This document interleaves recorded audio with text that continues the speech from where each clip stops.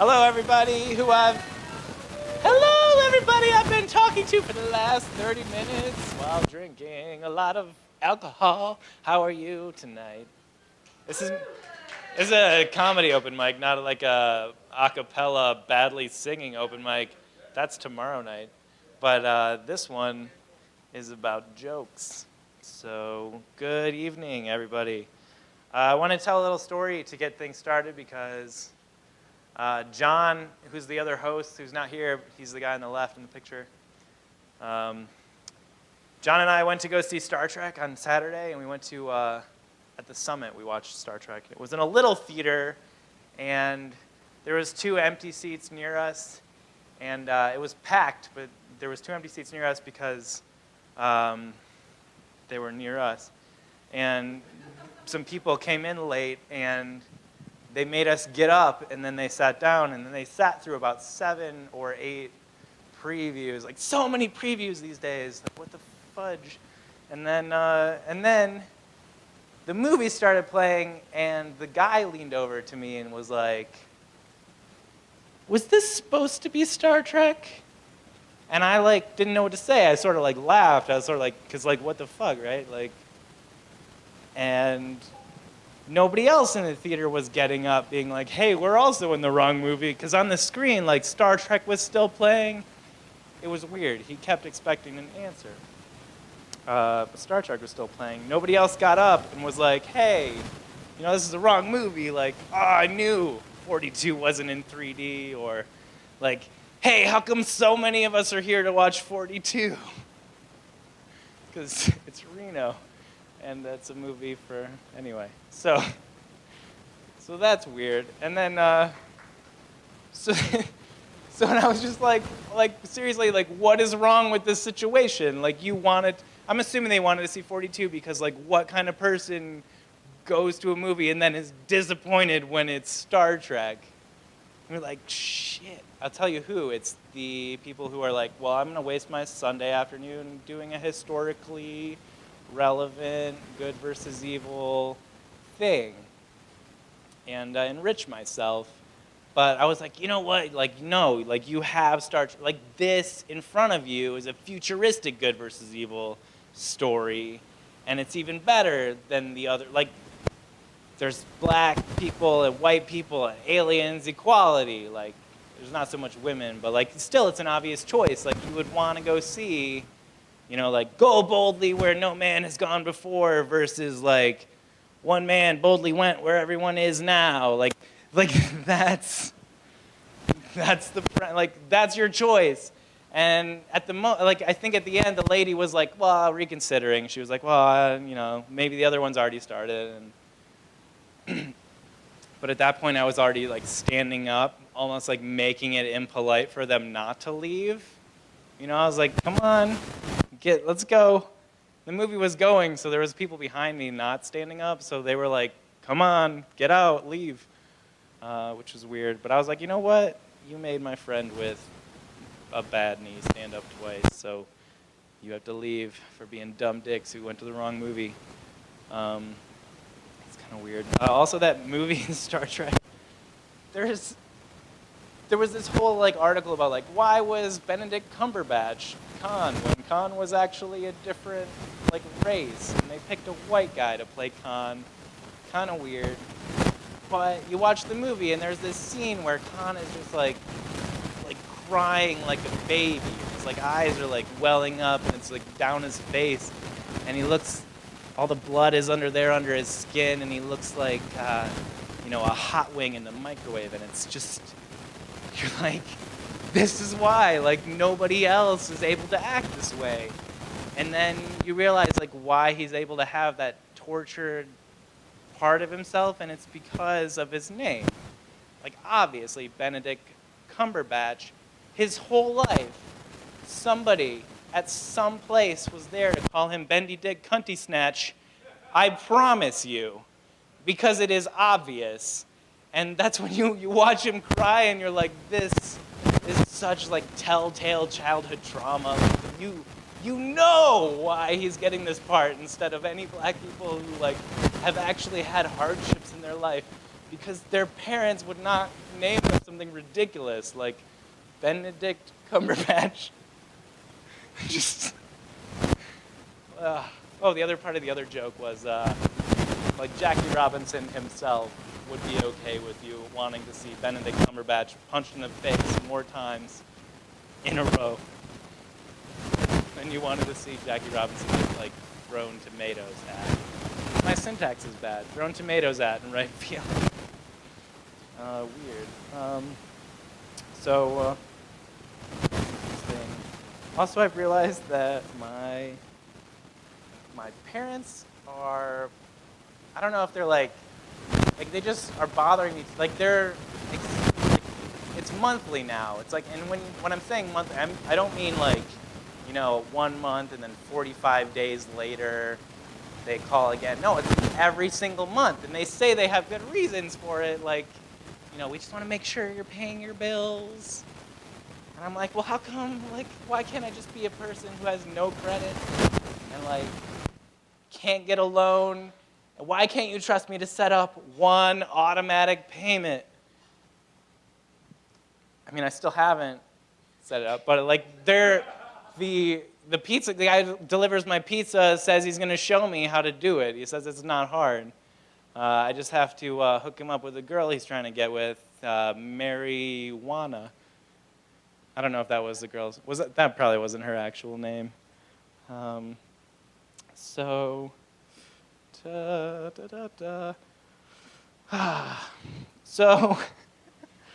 laundry. This is bad. Laundry is a terrible nickname for your girlfriend. Because if you're like me, like you won't do her for 3 months, and then she'll start smelling bad randomly, and then like you have to stuff her in a bag, and it's just a bad nickname for your girlfriend. There's no idea. Well, what's weird is like my girlfriend and I, our nicknames for each other is like poop. Like we call each other poop, like as a first name, sort of like I'll call her poop, she'll call me poop. But it's never in like a fecal sense. It's always in like an endearing, like, oh poop. Oh poop, what are you doing, poop? Like, so laundry to me wasn't too much of a stretch. I was like, it could just as easily be laundry, but that's just weird. Because of these other things.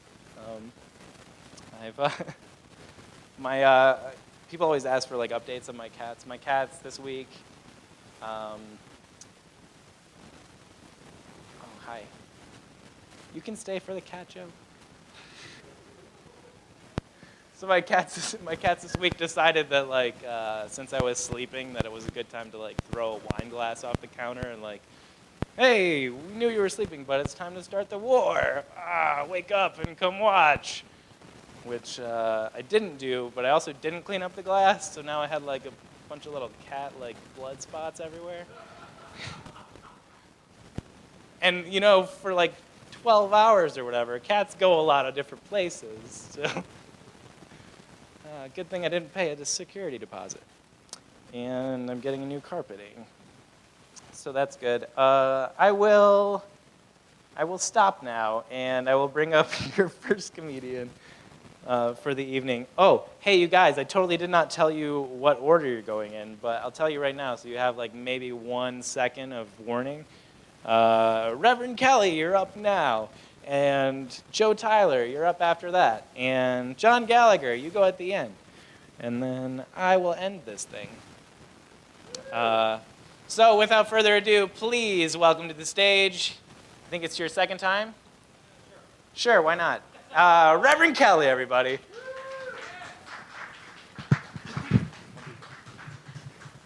How y'all doing?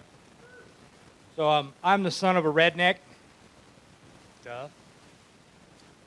I'm going to talk about parenting, shit I hear in the news, and then I'm going to tell you how to fix the economy.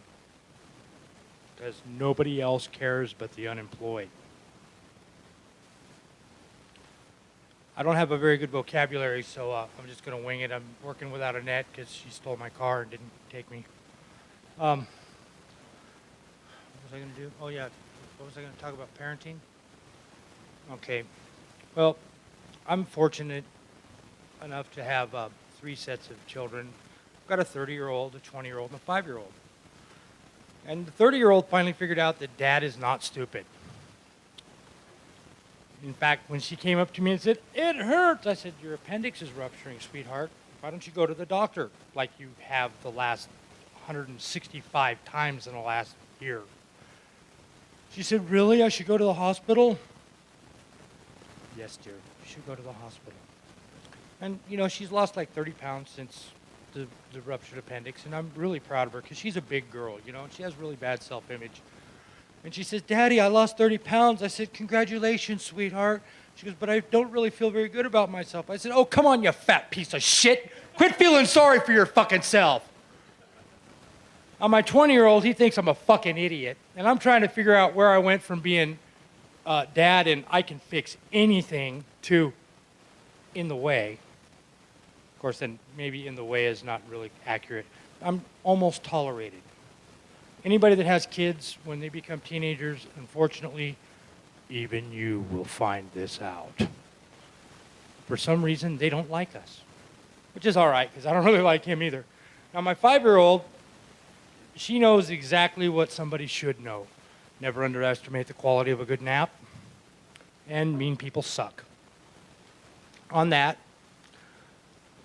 I want to tell you, thank you for taking part in my my psychosis.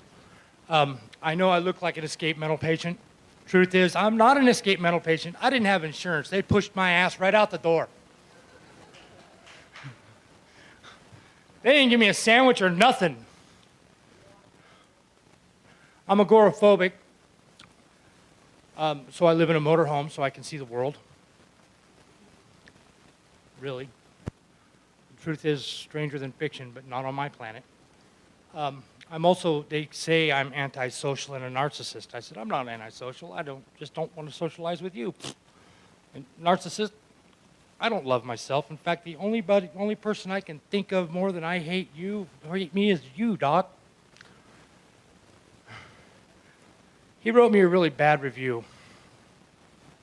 So I'll talk about parenting. You know, I try to teach my kids. There's little ones in the room, huh? Okay, well, I'm trying to teach my kids shit that people don't normally teach their kids, like manners, and how to light a hot water heater, because, you know, shit does happen. You know, never leave home without your credit card. You know what this is? It's a felony. It is a credit card, because you can get cash back anytime you want. You can't break into or stab homes without it. I call it the American Ghetto Express card. Let's talk about authority. I do have a problem with authority. I will admit it. Not to them. But here's my problem with authority. You know, because they have a secure job or job security, they do half of what they should, half the time, half-heartedly, and half-assed at that. That makes them, bureaucrats or almost any supervisor I've had at a fast food restaurant. What else was I going to talk about? I didn't come with my notes, which is fine because I can't read my own writing anyway. Because I went to school in Washoe County. Yeah. My son's girlfriend walked up to me and said, "Dad, I learned my ABCs." I said, "Congratulations, sweetheart. What are you, junior?" She said, "Yeah, you want to hear it?" I said, "Sure, sweetheart." She says, AB912Z, yay! I went, "Oh my God." And I wasn't sure if she was screwing with me or not. So I asked my son, "Is she serious?" "Yeah, Dad." I said, "What?" "Yes, Father, she's serious." Wow.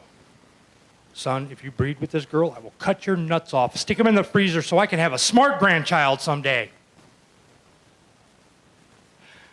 He is currently at Uncle Touchy's House of Shame. So I wrote him a couple songs.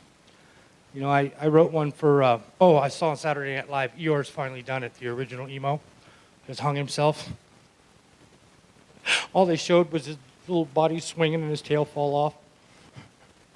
I was heartbroken. I can't believe they showed that on TV. But you know, we all know emos, and I had to ask my son, what the hell is an emo? He says, dude, they dress in black, you know. You know the guys at school, like, dressed in black? Johnny Cash? No. So they listen, you know, dress in black, they listen to shitty music, and they cut on themselves, and they cry a lot. I said, sounds like your mother. So I sat down and wrote him all this song. Everything's a tragedy. I make it that way. Like the stars in heaven shining down on me. Just me, because it's all about me. And do I got time for one more?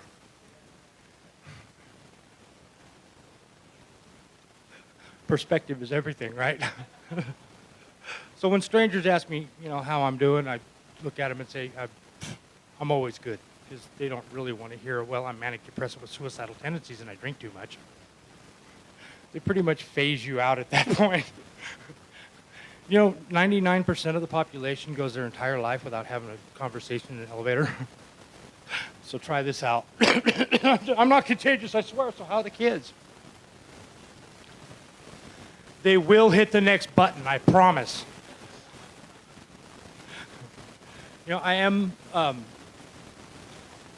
real reverend, believe it or not. I don't find swearing offensive. I do find cheating, backstabbing, perjury, and fucking people over for money offensive, but not swearing. My mom loves that joke. You guys want to hear jokes I can't say in front of my mom? There's no kids here, right? Right? George, or as I prefer to call him, Medic. Because I am a friend of Bill W's. Not a very good friend, but I'm a friend of Bill W's. I can't believe I'm going to say this. All right, so I told my old lady, you got a chicken? Really? I got wood. Let's make feather dusters. My mom slapped the shit out of me. Then she said, damn, son, that's funny. First time I had a girl call me daddy, I stopped in mid. I just, I don't have a vocabulary, so we'll just call it what it is. Fucking. And I said, daddy, is there some issues here I need to be aware of? Why can't I just be the creepy guy at the end of the block with all the candy? I don't want to be daddy. Ah, fuck it, honey. For $50, I'll be anybody you want. She said, really? You could hear crickets in the background. She said, can you be Obama? Sure.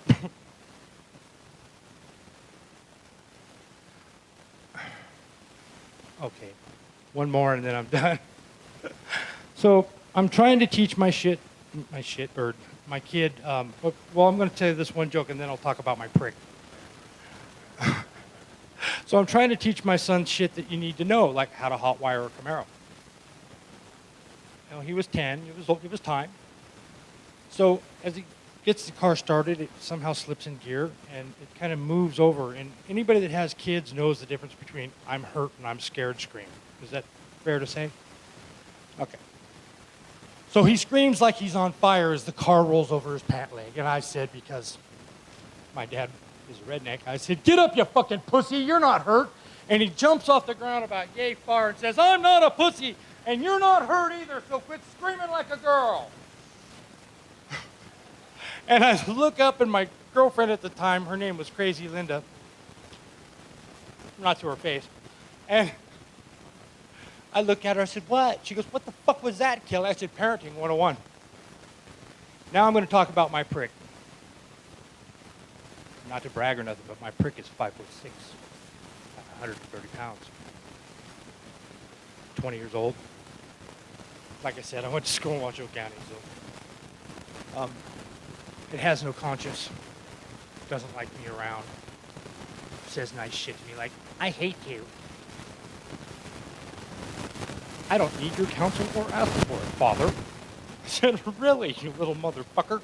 And he calls me the next day from his mom's house. Dad, I got drunk last night. I got to be to work in 20 minutes. Could you drive my car over here and take me to work? Oh, and one other thing. Bring me my work pants. Really, motherfucker? Really? Got gas money? It's my fucking car. So while he's on vacation, I asked him if I could borrow his car. He said no. I said, dude, man, I don't want to ride my fucking Harley in the snow, man. I mean, like, I will, because I'm an idiot, but I just don't like to do that very often. Well, he said no, and I asked him, what the hell are you afraid of, man? I'm the one that taught you how to drive. He said, exactly. Thanks.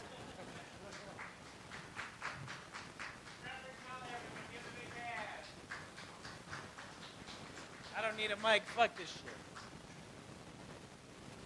So what I forgot to mention was this is a contest between two people. And one of them is who you just saw, Reverend Kelly. And give him another big hand. Come on, he's did good. And then your next one is coming up next. Yeah, so I just wanted to share like one thing before we got the next guy up here. Joe Tyler. So basically what I've been doing recently is if it's their birthday on Facebook, and like I've had maybe a sort of rocky past with this person, I will not say happy birthday to them on Facebook, but I will on my Twitter account write like what they mean to me in my life. Like, happy birthday, cute basic programming partner from senior year who made me do the final project by myself and then didn't score me well. That was from today. But I would suggest or advise people to do that because it's a lot better. It's a lot better when they see that than if they actually saw like your happy birthday message to them on the internet. All right.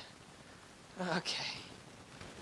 Coming up next, we have a guy in a red zoot suit named Joe Tyler who brought a banana peel. Are you happy? If you want to go through the back. Oh, okay. Okay, hi. All right, there it is. You can slip on it. I don't care. I agree with you. I'm going to give you this thing now and leave. Take it away.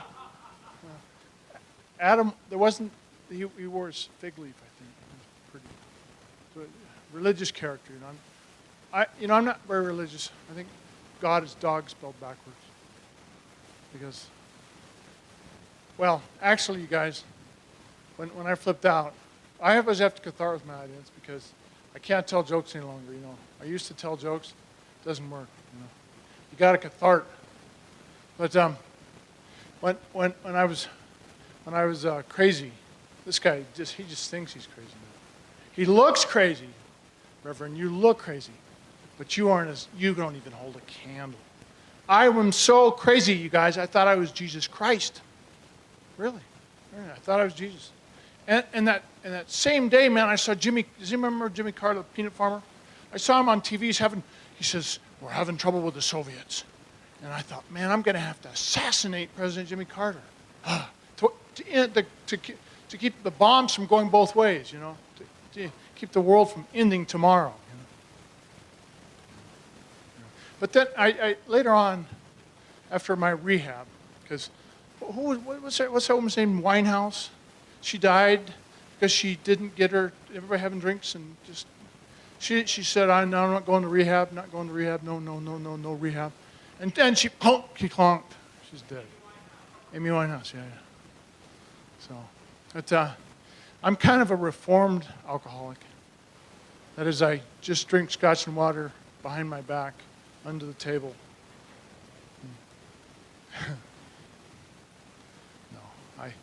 No, you guys, I'm so crazy that the human side of me is a werewolf. Oh, that's, you know, I don't know what that carries. You know, the Werewolves of London song, that's what inspired me to do that job. You know, Werewolves of London. But, so let's see. Oh, yeah, the reason I'm crazy, there's 3 reasons I'm crazy. One, you know, if you caught it from your parents, you know, my mother's uncle was a schizophrenic, you know, so I got schizophrenia. And my mother always told me, Joe, you have schizophrenia. Don't you have to take medications for the rest of your life? And what the lining in the silver cloud was that I went to a meeting, and they all said, hey, Bill has schizophrenia too. And it was better, you know. It was much better. Well, I can deal with it now, you know. As long as I stay on medications. Because we know what happens when schizophrenics get off their medications. If I don't, see, the reason I wear red is if I don't kill you as a comedian, then you throw tomatoes at me. Yeah. I had to do a joke, you know. And, but my childhood was crazy. I had a really bad childhood. And my father used to race dragsters. Well, he helped build dragsters. So they'd keep me up all night, would let the little kids sleep. You know, I'd be in my little bassinet, still in there 12 o'clock at night, and they're still cranking on the wrenches and swearing, God damn it, son of a bitch, fucking Jesus Christ, all the swearing words you could think of, you know, motherfucker, God, this, you know, that wrench, crap. You know, and they finally get together, and then they go for a test drive with the dragster in the neighborhood. Wah! It was loud, man. And I was a baby, and I screamed. It was just like, I was shell-shocked. But, and then how many guys, I got to go by audience appreciation here. You know, it's not like a comedy routine. It's like a support group of drinks. I like the way everyone joins in. And so they get the dragster screaming. And then my dad would take me to the drag strip the next day, you know, when they're going to run. And he had me sell sunglasses. Now this was, you know, I was about this tall, and everybody else was this tall. And he had put this apron on me with, you know, it looked like, I don't know what it looked like, but I could not do this, you know. So, but you know, the cool thing is my dad and I cleaned up, you know, afterwards, because he ran the drag strip, because they all won the, you know, they got the checkered flag more, you know. I don't know what they returned in the quarter mile. You know, dragsters, quarter mile, they just, whoa, really out there, man. But, so we picked up after the drag strip, and we got this kind of a cool Mom's Day story, because we brought home, we were out on the drag strip picking them up, and we saw these little, have anybody heard of horny toads? I don't know whether, has anybody seen any horny toads lately? No, I think since the grass ate them all, or I mean, the economy, that's what I should be talking about somehow. But there's too much grass growing, and but we took a whole bunch of horny toads and put them in the bathtub. And my mother goes in there and looks. She says, she wants to take a bath. They're all scrambling, you know. I don't know. She didn't like lizards too much. Well, to bring you up to date, I'm doing really good, you know. And you guys, I don't know whether anybody needs to know this information, but I quit smoking loco weed, right? Because it didn't cure schizophrenia, man. I joined Emotions Anonymous, right? Emotions Anonymous. Narcotics Anonymous, right, Reverend? Narcotics Anonymous. And Love and Sex Addicts Anonymous. Now, that's a good one, you know. I need that. I need that. Love and Sex Addicts Anonymous, you know. But they still voted me unanimous anonymity. In other words, nobody knew me.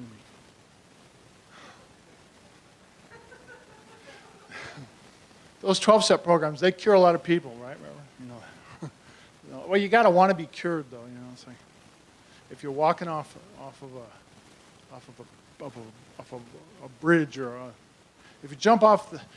Once I jumped off. That's kind of cool, I guess. I went to this guy's wedding, and we met a you know, what do they call it? Husbands? No, not husbands. What do they call the guys that go out? The gals go out one way, and the guys. We went and jumped off the San Francisco Bridge, not the Bay Bridge, but there was a little place where this guy said, well, this is really cool. We can say we jumped off the Golden Gate Bridge. And we just and oh, it was great. We did it. You get to go now, too. You get to go. Oh. So, but you guys know that suicide is indeed the sincerest form of self-deprecation.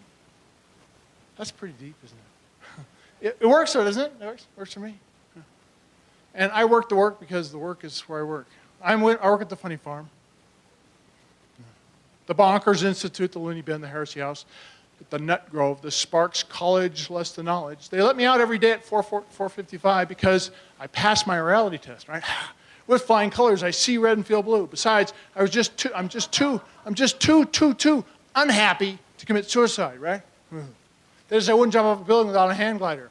Oh, shit. No. So that's probably good, you guys. Thanks, I've been Jota.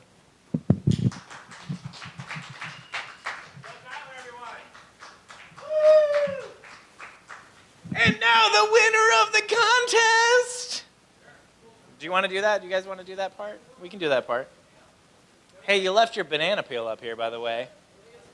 You think you need this one, or is this going to be obsolete? All right, well, you know, there's no, I mean, you get what you get. There's only 5 of us. So that means there may be a winner for the comedy contest. Maureen, if you'd be so kind to have $50. All right. Well, I'll just use the $50 I have on stage because it's easier, and then you can just pay me back.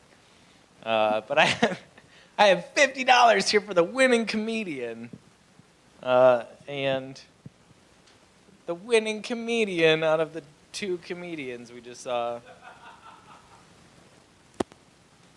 Everyone, give a big hand for Reverend Kelly. You won the $50. You're moving to the semifinals of Thirsty Genius Stand-Up Tuesdays comedy contest. Thanks. Can I fix the joke I screwed up? Okay, here is the one-time joke fix. Okay, I tried to tell you guys how to fix the economy. Because I'm the son of a redneck, and obviously I'm biker trash, there's 3 things that can cure the economy. Get a single welfare mom to balance the budget, because anybody that can live on nothing and still buy a bag of what won't you do and pizza on the weekend deserves to run shit. Fix jobs.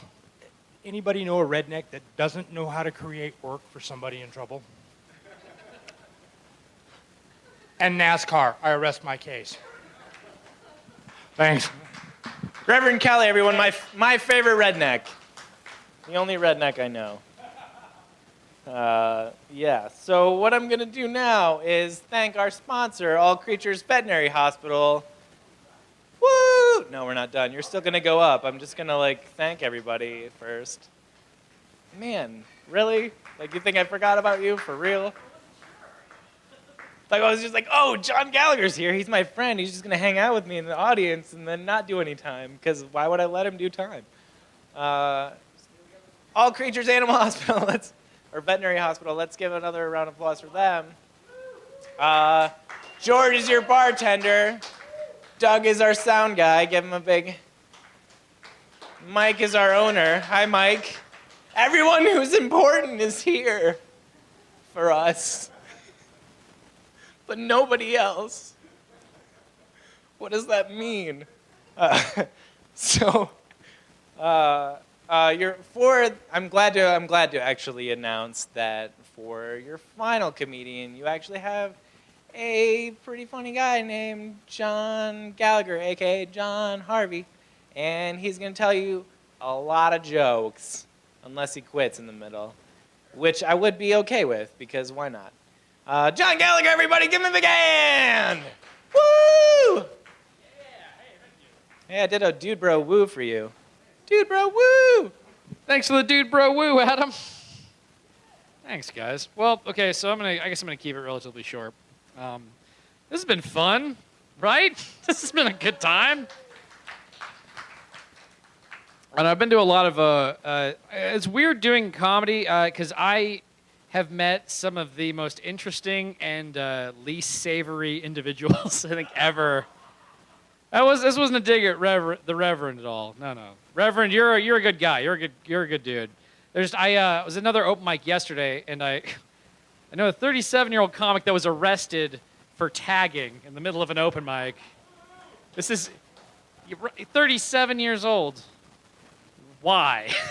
What? You have so many other things you could do. How much? You have to buy those paint markers. Those things are expensive. Like, why couldn't you be doing something more constructive like blow or like heroin? Something of like, substance, something more interesting. At least like heroin, I feel like creates art.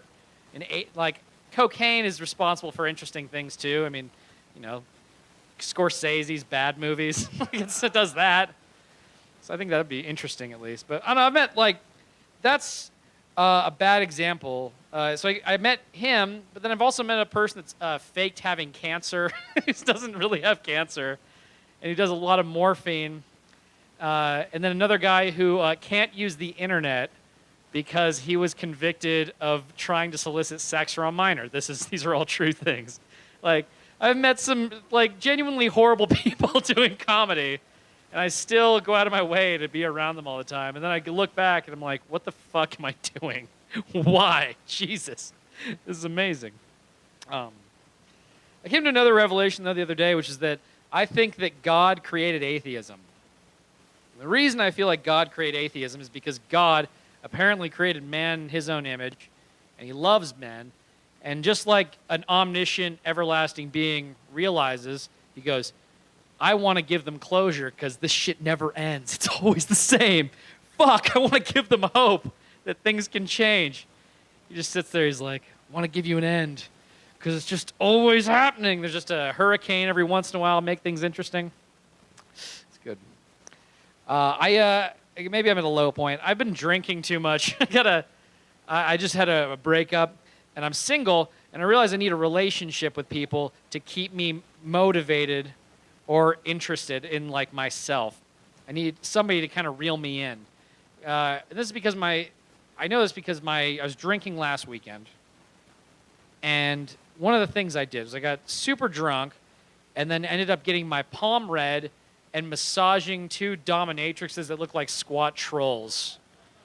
Like these are things I did in front of people. Yeah, this isn't dark back alley stuff. This is just in front of friends and peers, and they're just like, are you okay? I was like, what, are you jealous? Like, this is something I asked somebody. It's like, what, you want some, huh? This is a real event that happened. And yeah, it's like, what the fuck am I doing? But the entire situation was so much weirder because this dominatrix person, I was talking, and the reason we were introduced and I knew she was a dominatrix was because, one, she was putting it out there. She's a squat woman wearing barbed clothes and leather. It's like, you're into bondage. It's like, what are you, not into bondage? Yeah, come on, you're sending mixed signals. And then, so, I don't know how this happened, but I ended up massaging her, and we started talking about pegging. Does anybody know what pegging is? Okay, pegging is when a lady puts on a dildo and fucks a man who claims to be straight in the butt. That's what pegging is. So we started talking about that, and yeah, exactly. And she's like, oh, are you into pegging? I was like, not really. I was like, this seems interesting. Let's see what happens. Let's keep this discussion going. And then keep going, and then I just start talking to her about all this weird stuff that happens and, all the weird things she has to do. Because she has clients, dominatrixes, they serve people, and they have to emasculate men in various forms by using various bodily functions and inner childhood traumas that they don't want to reveal outside of a dark room and whips and chains. But so, she's doing that, and we talk about pegging. I was like, I'm not really into being pegged, but she's still like assuming the dumber. She's like, massage me. I'm like, okay, well, whatever. Let's do this. And I'm massaging this person. This is happening. And she starts talking about having to pee and shit on people. And I was like, well, that sounds like weird. She's like, oh, what? You want to be peed on? I have to pee right now. You want to get peed on? And I'm almost blacked out drunk at this point. She leaves. But she gives me like I'm not like I said, I'm super drunk. I am misinterpreting all sorts of body language. And she's going to the bathroom, and I see her give me like a look, which in my drunken state, I assume is like, hey, come to the bathroom and get peed on. And I'm like, is that what this is right now? And I'm sitting, and I have to stop and ask myself, like, do I want to get peed on? Like, maybe this is something I've been into this entire time, and I just didn't know that I'm into getting peed on. Maybe this is like my new thing. I'll be John the piss guy. It's like just bathing in women's pee. And so she goes to the bathroom, and so I, like a psycho, in retrospect, I follow her to the bathroom, I knock on the door, and it opens, and she's in there, but she's like sitting there waiting, and she's like, I was like, oh, hi. I was like, what's up? Because I don't know how to handle this. I've never done this before. And she goes, get the fuck out of here. What are you doing? I'm going taking a piss. I was like, I thought you wanted me to come in here. She's like, no, get the fuck out of here, you psychopath. Are you serious? Okay. All right, I'm sorry. No, this is all something that just happened in real life. This is all, I'm not lying. I don't want to make this. This is all genuine human experience. Don't feel cheated. This is all real. Even weirder, though, so I say this, and I did this to this person, and we have a big conversation. It's actually very nice. And so I talk to her, and I go, listen, I'm really sorry. I thought that was the move you're trying to make. I thought we were going to be weird. And she's like, and I felt so bad because she bursts into tears.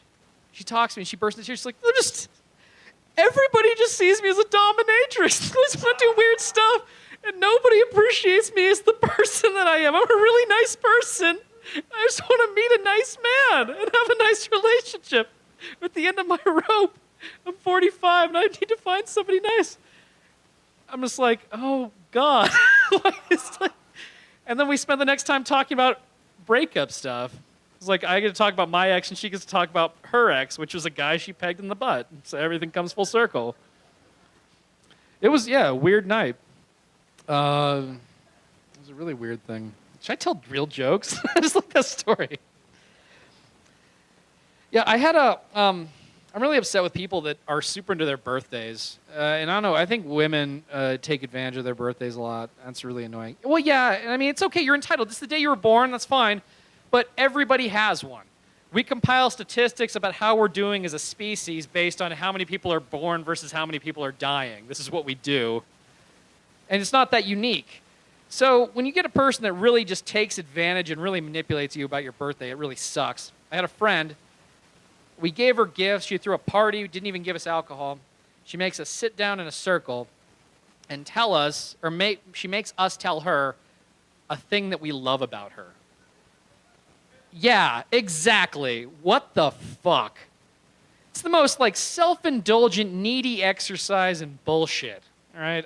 Why do you make your friends do this? We showed up to your party. We're your friends. We want to like you, but you're making it very difficult.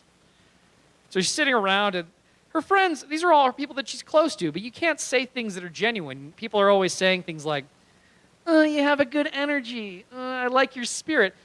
You can't get more generic than those compliments. That's basically saying, you're breathing and you're in front of me. You're a person and you exist. I don't want to elaborate beyond that. I don't want to be that person, though. So it gets to me. I'm friends with this person. I realize everybody makes mistakes. We all have self-indulgent errors and want to feel good about ourselves. You obviously have some hole that needs to be filled. And so what I say to her is, because I've known this person, I know her really very well. I spent a lot of time with her. And so I go, one thing I like about you is that I like how you get really wacky and energetic when you forget to take your pills. And so I say that to her, and she's horrified. We don't talk sense, and I have to leave because I'm the asshole. So that was funny, though. You realize you can't be honest with people. That's what I took from that, by the way. That was my lesson. Yeah, I don't feel like I look like I feel like I look like a lot of people, but I got a celebrity compliment the other day. Somebody came up to me on the street and said, "Hey, you know what you look like? You look just like the actor Paul Giamatti." Yes, that's like the worst news in the world. That's not like somebody I don't know going out of their way to be like, "Hey, you know the comic X-Men, the hairy beast guy? You look like that, except a guy and covered in like little puby body hair, and balding." It's like, George Costanza? Yeah, cover yourself with body hair and wear a sweaty tank top, and you kind of nailed it. You look like a giant baby. You look horrible. It's like the worst compliment in the world. That's something that it's like throwing acid permanently on your self-esteem. It's not good. What else? Well, this is good. So the same weekend, I talked a little bit about getting my palm read before I massaged and made a dominatrix cry. But when I got my palm read before, and you think the palm reader would have been able to tell me about that if she was any good. She didn't really see that coming. but she's reading my palm, and one of the things she says, she's, massaging my hands or whatever, and she's like, well, one thing I can see is you're a very passionate person. It's like, yeah, passion. That's me, John Gallagher. John Passion Gallagher. Sure, passionate. It's like, that's very nice to hear. I'm a passionate person. Other thing, you are, what was the other one? You fell in love at an early age. You fell in love for the first time when you were around 14. I was like, oh, that's kind of fucking mind-blowing. Like, yeah, because I actually did. That's legitimate. Like, I'm blackout drunk. Anything's amazing right now. You hit the ballpark. This is pretty legitimate. And then, like, she goes and reads somebody else's palm, and she tells this guy, she goes like, oh, she finds his career line or whatever, and she goes, well, your career, you don't find your true calling as a career until you're about 40 years old. She's like, that's kind of sad. That's kind of a bummer. And I was like, oh, shit, I forgot to ask that question. That's interesting. Yeah, well, what's my career? It's like, hey, come back here. Read my stuff. Tell me my career. And she reads my palm, and she goes, oh, you don't really ever find your career. I was just like, it's like, shit. But on the upside, it's kind of funny, because I'm like, that's kind of like, I have the reading of like an autistic person. You know what I mean? It's like the same thing. It's like, listen, you're really into what you do, but nobody can accurately describe what that is or what that entails. You really color the shit out of those dinosaurs in that coloring book. Never within those lines. You don't go anywhere. You don't make any money, but you're really driven. You're really driven. Anyway, I think I'm going to call it quits. Thanks, guys, for listening. This has been fun. John Gallagher, everybody! I think it's safe to say John Gallagher has a career in comedy. Oh, man. I had some things I was going to say, but then I forgot them. So, everybody, thanks for coming out to Stand-Up Tuesdays, Comedy Tuesdays. I'm sure Tuesdays had to do with it, the name of the thing. Sponsored by All Creatures Veterinary Hospital, and put on by Studio on 4th, in case, like, you guys don't know that. That's where we are right now. Weird, right? Weird. Give it up again for your winner tonight, Reverend Kelly. Woo! And John Gallagher, your winner from last week, who was very good, very good. And now I'm sort of drunk, so I will continue to not speak into this item.